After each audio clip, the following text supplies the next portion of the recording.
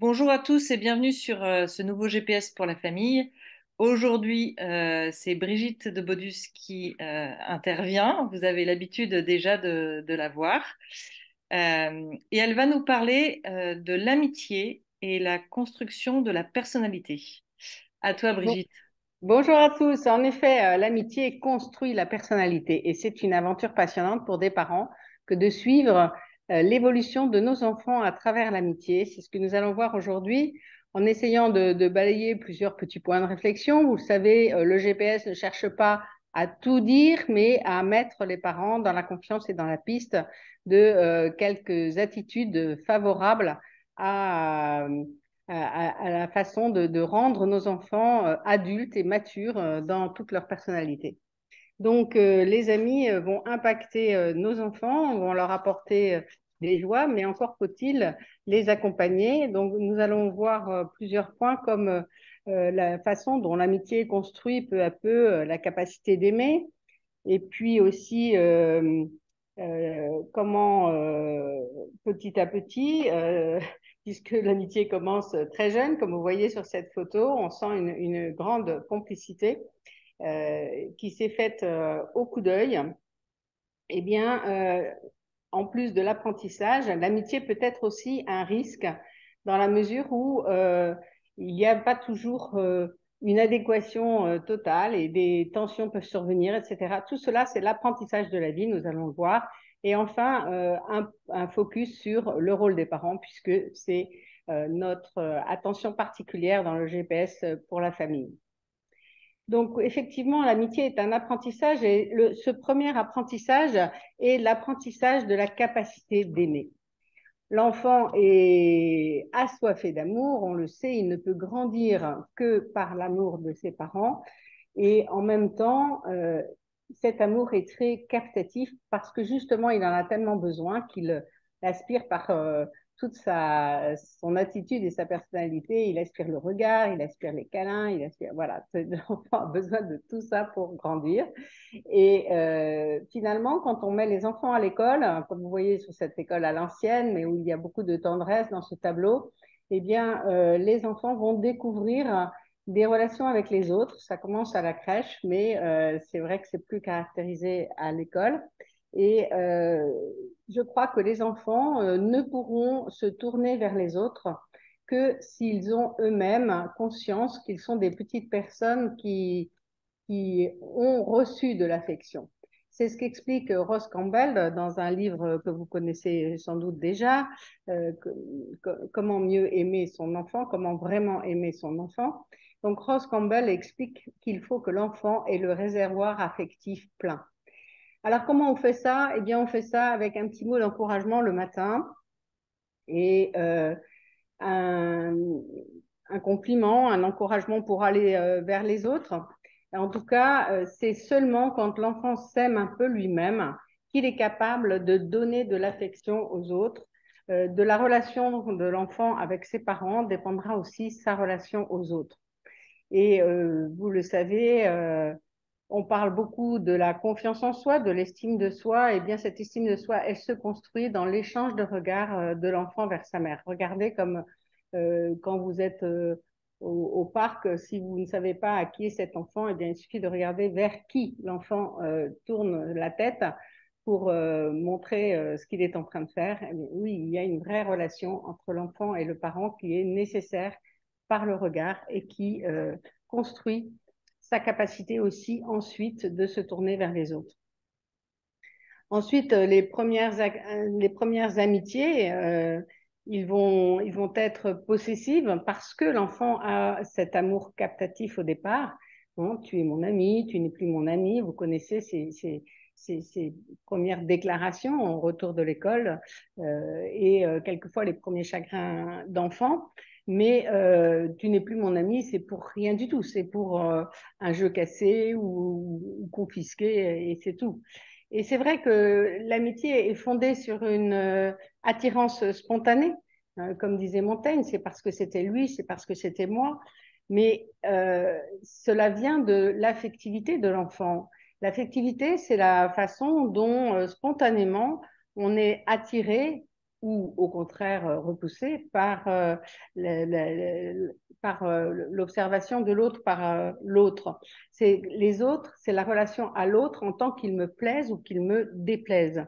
Et l'affectivité humaine ne peut pas se limiter juste au côté sensible, au côté cœur. Il faut à cette affectivité un petit peu des règles, hein, une construction, si vous voulez, et accompagnée de volonté et d'intelligence. Euh, Autant, voilà, on va voir chez les animaux cette attirance instinctive qui va rester instinctive, même si elle est fidèle, hein, parfois, selon les races d'animaux. Mais chez l'homme, il y a vraiment le besoin de grandir dans l'affectivité pour qu'elle ne reste pas une sensibilité superficielle. Et même chez les petits-enfants, on se rend compte que dans la spontanéité de leur affectivité, ils sont capables d'être tyranniques, ils sont capables d'être sauvages, ils sont capables de réactions qui nous étonnent. Et du coup, le plus important sera d'observer notre enfant quand il est en groupe.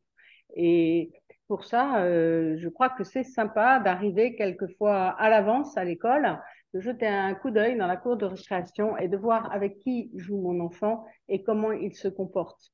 Je me souviens d'une amie qui avait découvert comme ça la souffrance de son enfant qui était rejeté et juste parce qu'elle l'a vu assis au pied d'un arbre et son attitude était beaucoup plus parlante que tous les récits qu'il faisait le soir à la maison.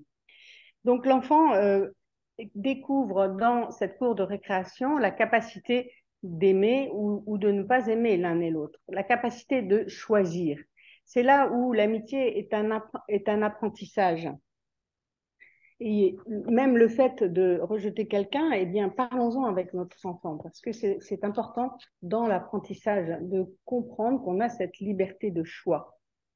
L'amour captatif ne va pas suffire à l'amitié et petit à petit, cet amour va s'enrichir parce que on va découvrir les émotions de l'autre, être capable de s'adapter et de se réjouir de la joie de mon camarade qui a gagné ou au contraire de consoler celui qui est tombé par terre. Je me souviens d'une voisine qui, le jour de la rentrée scolaire, disait à son petit garçon, Tiens, je te mets un mouchoir dans la poche. J'allais emmener ce petit garçon, mais j'entends l'enfant lever la tête vers sa mère et dire, Non, maman, ne me donne pas un mouchoir, mais deux, parce que je vais consoler les petites filles. Voilà un cœur d'enfant déjà ouvert aux autres. Tout à fait, l'histoire est tout à fait charmante.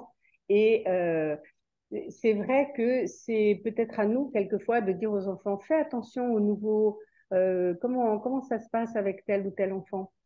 C'est une question d'ouverture du cœur. C'est une question de lancer notre enfant en avant et de le faire grandir.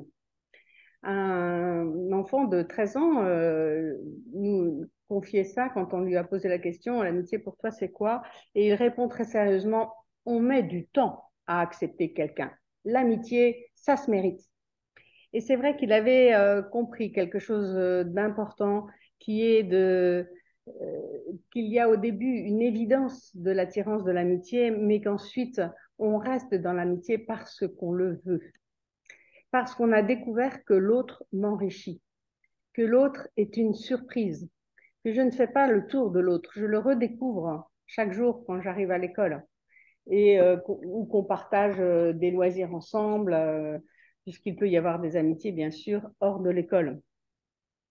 Et dans la surprise, il y a cette acceptation que l'autre peut me dépasser, me compléter, me déstabiliser, être peut-être en désaccord avec moi sur une chose ou l'autre. Comme l'explique très bien Sophie Michaud dans un livre Devenir quelqu'un, dont je vous donnerai les références tout à l'heure, euh, peut-être que c'est nécessaire d'apprendre que l'autre est en désaccord avec moi, mais que pour autant, ça n'est pas un désamour. Et c'est pas parce qu'il m'a dit un mot que je le raye de ma liste d'amis. Non, je vais passer par-dessus. On est étonné de la grande capacité que des enfants amis sont capables de donner. Une grande capacité d'entraide entre deux filles, par exemple, qui préparent un travail commun. une grande capacité à être indulgent. Je pense à une bagarre de deux garçons. L'enfant dit Octave m'a cassé mes lunettes, mais c'est pas grave, c'est mon ami.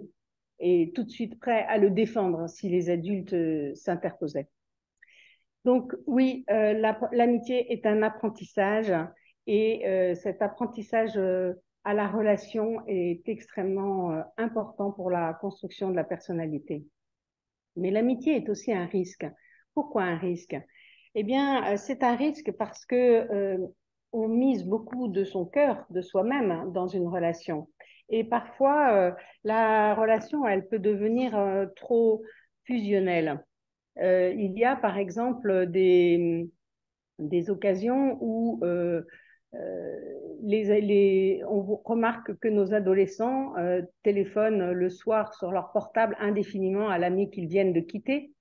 Et on comprend à ce moment-là qu'il y a un verbiage, une diarrhée verbale quasiment. C'est quelquefois en parole, quelquefois juste en chat et en SMS. Mais vraiment, pourquoi tout se redire et tout commenter et quelquefois commenter de manière négative? Vous savez qu'il y a des drames dans ces commentaires négatifs qui peuvent mettre un jeune très mal au point d'aller jusqu'au suicide, puisque ça s'est produit récemment. Et vraiment, soyons attentifs à cet usage tout à fait triste des réseaux sociaux et des commentaires indéfinis, parce que l'on veut, d'une certaine façon, une fusion, que le temps où on est ensemble ne s'arrête pas, mais où du coup, ce n'est plus une amitié, c'est plus d'être collés l'un à l'autre et de ne plus réfléchir par soi-même. Du coup, dans cette amitié fusionnelle, la personnalité de mon enfant peut être absorbée. Et il peut y avoir, du coup, des dangers, effectivement, pour la construction de la personnalité. En fait, la richesse de l'amitié, c'est qu'il n'y a justement pas de propriété, de geste de propriétaire. On peut être très amis et être aussi amis à plusieurs. Et je crois que c'est important, nous parents, que nous employions les mots justes et que nous reprenions nos enfants s'ils ont des expressions maladroites du genre c'est mon ami, non, et c'est mon amoureuse, alors que l'enfant a 5 ans, et c'est pas juste, ce n'est pas le mot juste, ou bien je sors avec ma copine, alors que c'est pas forcément la réalité. Et je crois qu'Inès de Franlieu, qui prévient beaucoup sur cette déviance, je dirais, de la vie affective, euh, nous encourage fortement à employer les mots justes et à parler avec nos enfants de leur attitude pour qu'ils gardent la juste distance. En fait, dans cette photo, peut-être un peu ancienne, mais d'un cours de dessin, j'ai bien aimé l'atmosphère calme et silencieuse qui s'en dégage et les coups d'œil qui montrent la complicité de certains élèves entre eux. Oui, quand on montre son œuvre d'art à son ami, on montre quelque chose de son cœur et cela peut se passer dans le silence. José Talantino Mendoza, dans le petit traité de l'amitié, souligne ce point. L'amitié ne demeure pas silencieuse, mais elle est protégée par le silence. Et avec le véritable ami, on peut rester silencieux un temps sans être mal. C'est une grande découverte qui est la découverte d'une certaine contemplation dans l'amitié. Donc, dans ces risques, il y a bien sûr l'idée que le groupe l'idée que le corps est respectable et que chaque enfant a une grande valeur personnelle. Si je donne mon intimité à quelqu'un, ça ne sera pas pour qu'elle soit divulguée sur les réseaux sociaux. Si quelqu'un me frappe, eh bien, je suis atteinte dans mon intimité personnelle, dans mon corps. C'est nous, parents, qui pouvons donner à nos enfants l'idée qu'il est quelqu'un d'unique, quelqu'un de respectable et de respectable corps et âme. Pour cela, la pudeur est nécessaire et on parle de pudeur pour le corps, l'habillement, mais réfléchissons, il y a aussi une pudeur du cœur à ne pas étaler ses sentiments ni non plus se moquer des sentiments des autres. Cela s'apprend, cela aussi, peut-être avec quelques larmes et quelques chagrins, mais en tout cas, des confidences avec ses parents sont nécessaires.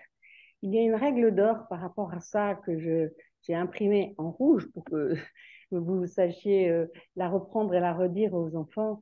Ne jamais utiliser autrui pour ma volonté de pouvoir, de prestige ou de jouissance. On se rend compte, si l'on cherche à illustrer chacun des mots par des exemples concrets, que cela va très loin dans le respect de l'autre. Et c'est ce respect qui doit se construire en même temps que l'on construit l'intimité. Si l'on arrive à respecter quelqu'un de différent de nous, on aura aussi un grand sentiment personnel de respectabilité. Dans le groupe, les personnalités peuvent paraître gommées par l'effet de groupe.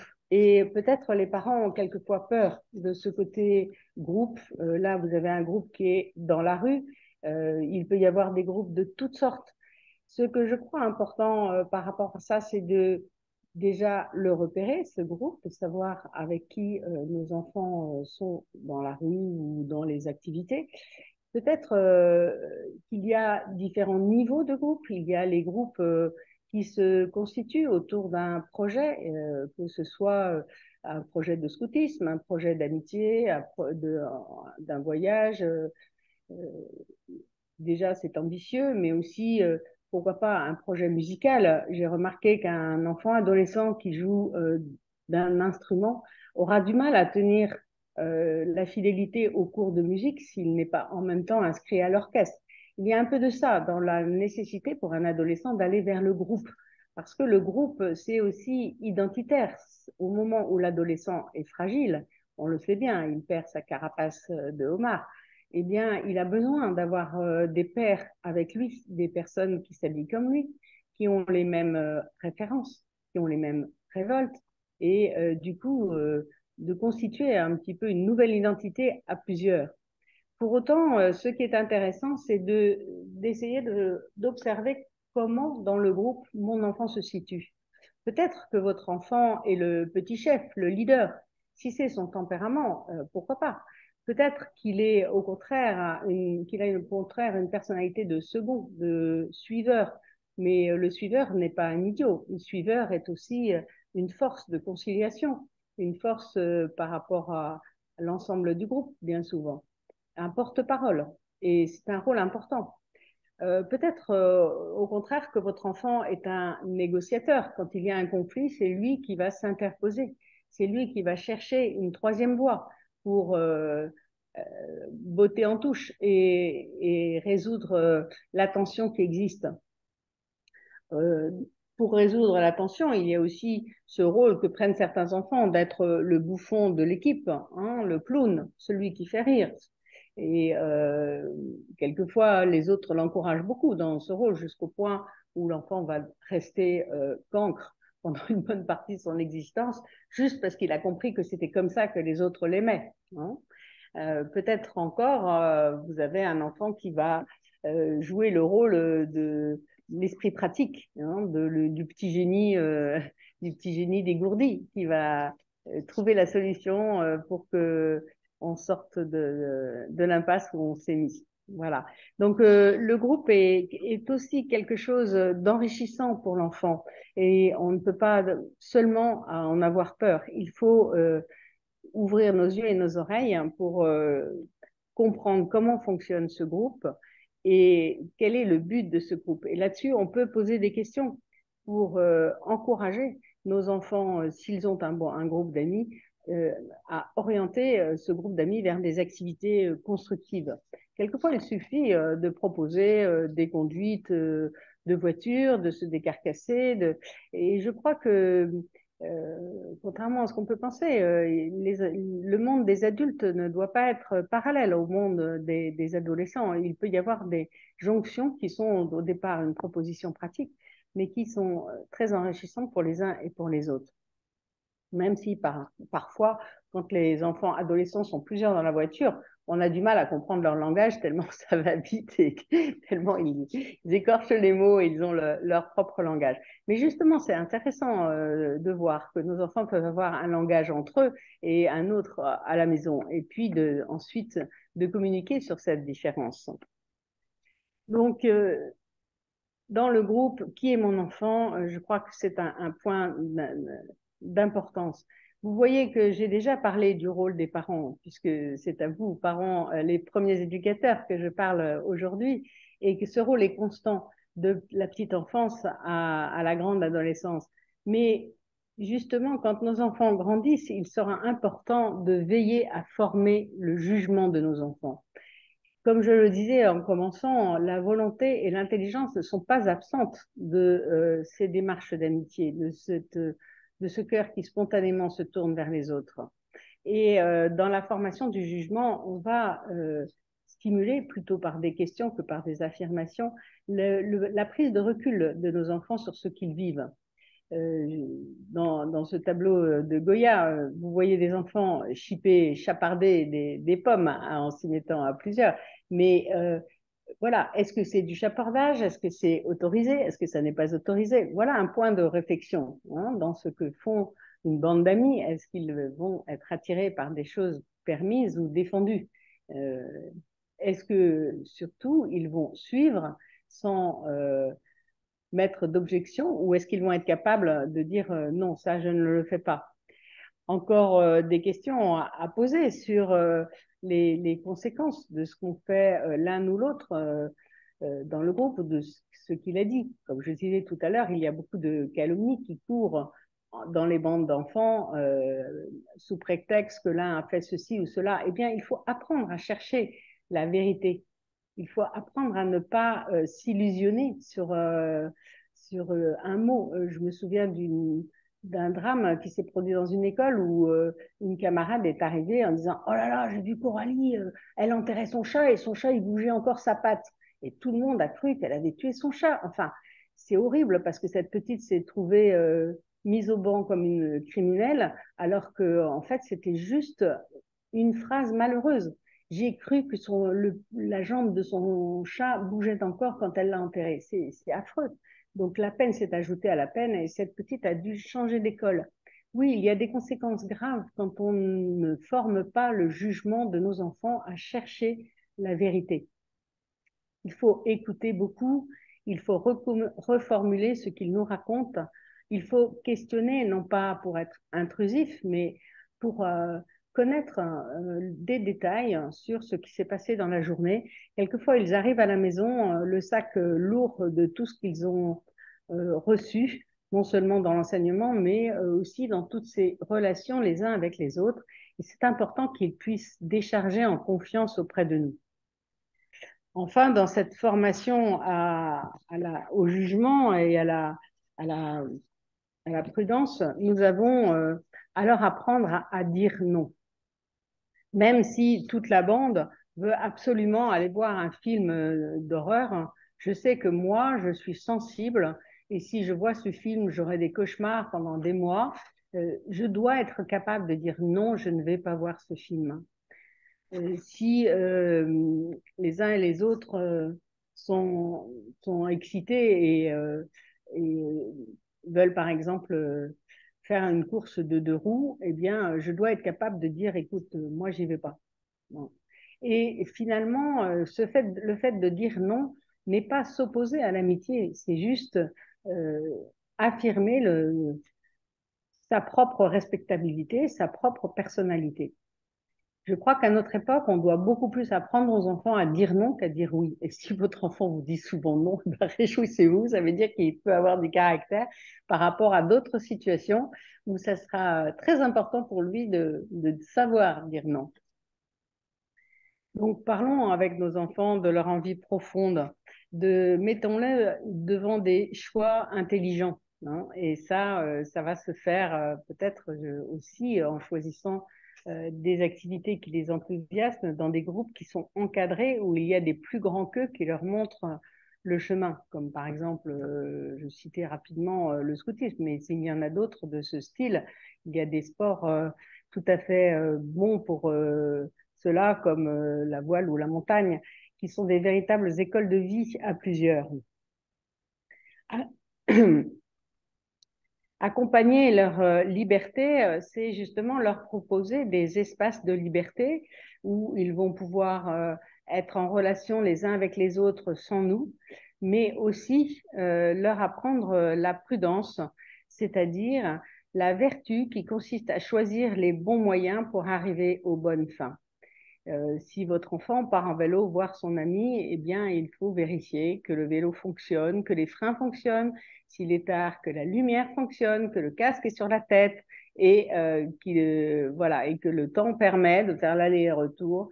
Tout cela, ça doit devenir instinctif pour l'enfant. Il doit intégrer ces règles de prudence. Mais pour autant, c'est vraiment aux parents à les donner au préalable et sans attendre que ce soit juste l'accident ou l'intervention de la police municipale hein, qui ramène l'enfant en miettes. Donc, la prudence n'est pas une vertu de timoré. La prudence est une vertu de courageux qui sait mettre dans son sac à dos ce qui est nécessaire pour agir. Et puis, en accompagnant leur liberté, on peut aussi leur donner des indications sur la fidélité en amitié. Je suis responsable de mon ami. Cela est lié à la prudence quand on est en groupe. Par exemple, vous connaissez l'adage de dire moi je ne bois pas, je conduis.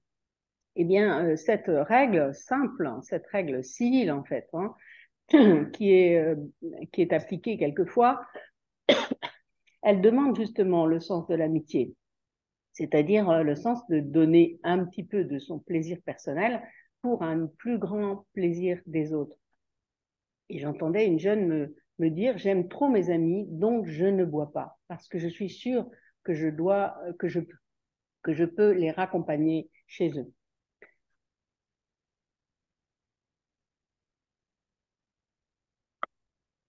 Être responsable de son ami, cela évoque bien sûr la page de Saint-Exupéry sur du Petit Prince, hein, sur je suis responsable de ma rose.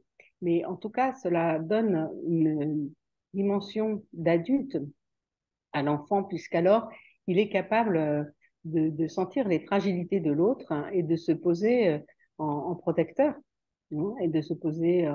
Voilà. Et cela demande de la fidélité en amitié et particulière vigilance pour les parents qui vont être amenés à déménager. Qu'est-ce qu'on va faire pour aider nos enfants à garder le fil de telle ou telle amitié? Peut-être encourager un échange, une invitation, une rencontre, même s'il faut se décarcasser et faire un petit peu de kilomètres. Pour cela, c'est un point important dans notre relation à nos enfants, c'est de garder des maisons ouvertes, c'est-à-dire des maisons où on va venir souvent, peut-être aussi à l'improviste, peut-être aussi en organisant, mais en tout cas, de notre générosité à ouvrir les portes et à dire bienvenue aux amis qui arrivent, euh, va naître aussi une plus grande ouverture de cœur de nos enfants. On peut leur faire découvrir hein, que de ce don de soi qui consiste à ouvrir sa maison, de cette exigence qui consiste à arranger sa chambre pour avoir un ami, eh bien, va naître beaucoup de joie. Et c'est ça qui est important. C'est la joie qui va emporter le sens de l'effort, qui va donner de l'envie et de l'enthousiasme. Parfois, il y aura des brouilles amicales, eh bien, soyons aussi promoteurs d'initiatives pour que cette brouille passe avec une nouvelle rencontre. Et sachons témoigner de la bienveillance envers, envers les enfants, même peut-être des enfants qui ont pu dire une parole malheureuse à notre propre enfant, eh bien, comment nous sourions à cet enfant le lendemain? Est-ce que nous le faisons la tête, nous adultes, ou est-ce que nous savons encore l'accueillir, éventuellement en parler aux parents, voilà, se rapprocher les uns des autres. La bienveillance peut accompagner l'affirmation des sentiments et permettre des relations d'échange, d'entente, que ce soit entre frères et sœurs ou entre camarades de classe. C'est vraiment la base de la convivialité, de la sociabilité de notre enfant que d'acquérir cette bienveillance, c'est-à-dire de chercher la part de bien ou la part de bonne intention qu'il y a chez l'autre, même s'il vient de me blesser.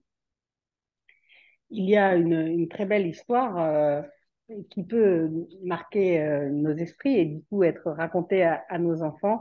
C'est l'histoire de deux amis qui marchent dans le désert. À un moment, ils se disputèrent. L'un des amis donna une gifle à l'autre. Alors l'autre, endolori, mais sans rien dire, se baisse et écrit dans le sable. Aujourd'hui, mon meilleur ami m'a donné une gifle. Il continue à marcher et il trouve une oasis dans laquelle il décide de se baigner. Mais celui qui avait été giflé manque de se noyer. Son ami se précipite pour le sortir de l'eau. Et quand il se fut repris, il écrit sur une pierre: aujourd'hui, mon ami m'a sauvé la vie. Celui qui avait donné la gifle et sauvé son ami lui demanda: quand je t'ai blessé, tu as écrit sur le sable et maintenant tu écris sur la pierre. Tu peux m'expliquer pourquoi? L'ami répondit: quand quelqu'un nous blesse, nous devons l'écrire dans le sable, où les vents du pardon peuvent l'effacer.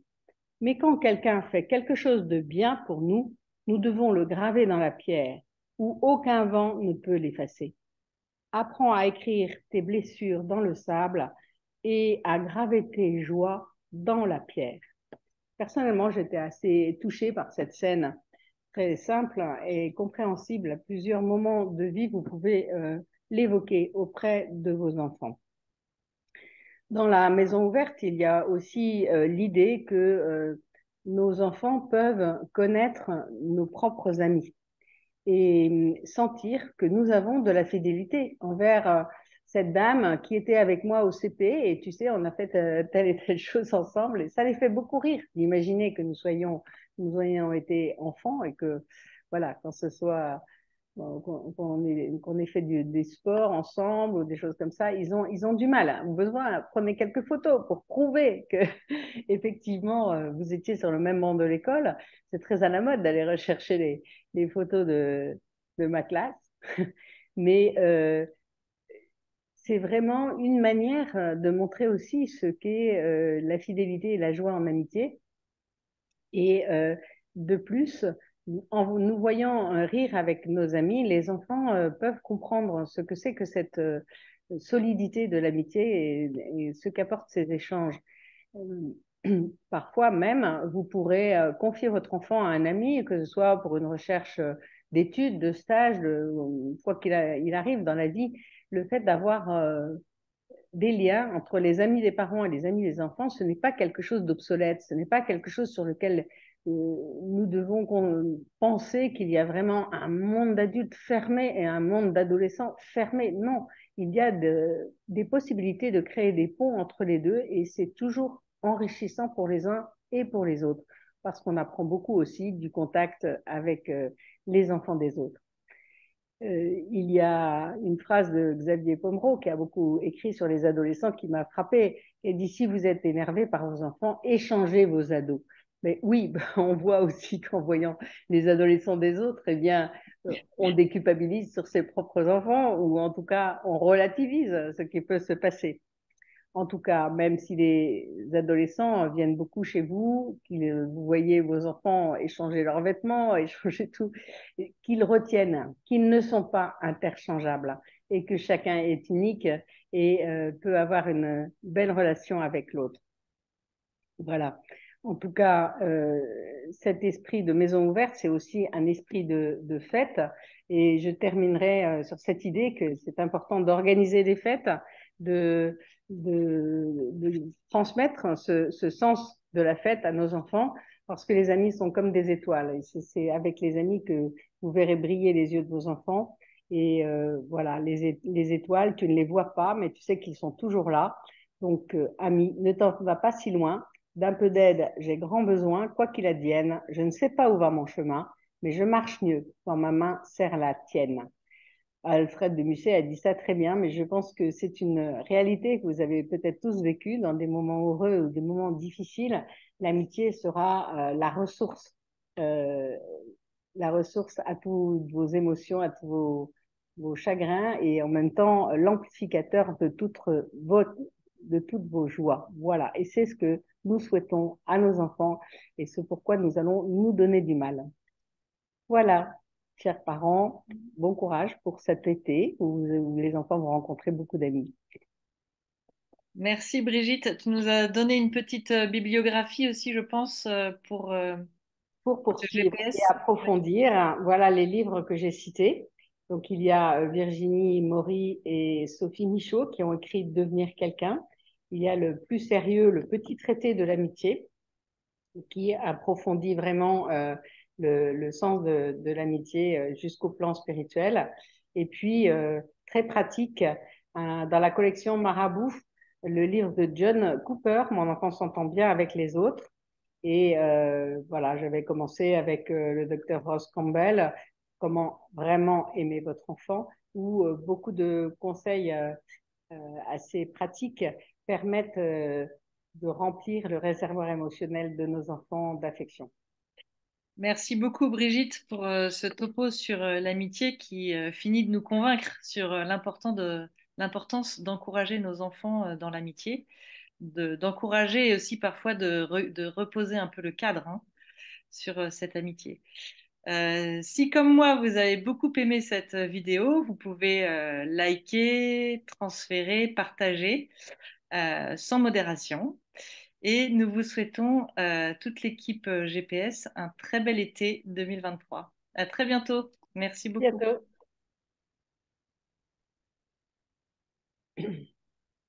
Alors.